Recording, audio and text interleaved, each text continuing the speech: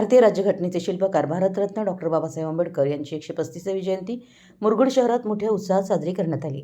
शहरातील शिवतीर्थ, हुतात्मा तुकाराम वाचनालय, मुरगुड नगरपालिका, Murgud police station, doctor Babasaheb Ambedkar सभागृह तसेच विविध सामाजिक संस्थांमध्ये प्रतिमापूजन व अभिवादन कार्यक्रम उत्साहात पार पडला।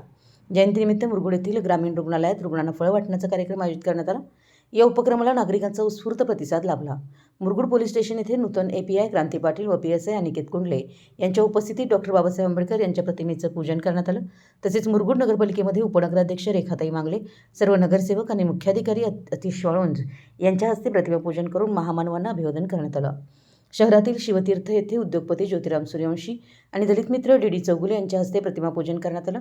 यानंतर भीमप्रार्थना सादर करण्यात आली आणि डॉक्टर बाबासाहेब आंबेडकर आणि छत्रपती शिवाजी महाराज यांच्या जयघोषानं परिसर दुमदुमून गेला।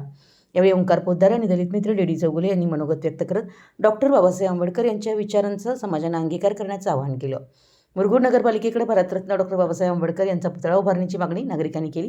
यावेळी सदाशिवराव मंडलिक, कारखान्याचे संचालक अनिल सिद्धेश्वर, सुहास कराडे, सत्यजित पाटील, SV चौगुले सर, जयसिंग भोसले, ज्योतिराम सूर्यवंशी, जीवन साळोखे, महादेव काणकेकर, किरण गावणकर, दत्ता मंडलिक, सुनील मंडलिक, सिकंदर जमादार, MT सावंत, अरुण मेंढके, मयूर अंगज, प्रशांत सिद्धेश्वर, संकेत भोसले, अमित कांबळे, संग्राम बुरुड, दिग्विजय मेटकर, विशाल कांबळे, तुषार कांबळे, पद्मेसन कांबळे, प्रेम कांबळे, पृथ्वीराज आसवले, राजेंद्र कांबळे आदी उपस्थित होते।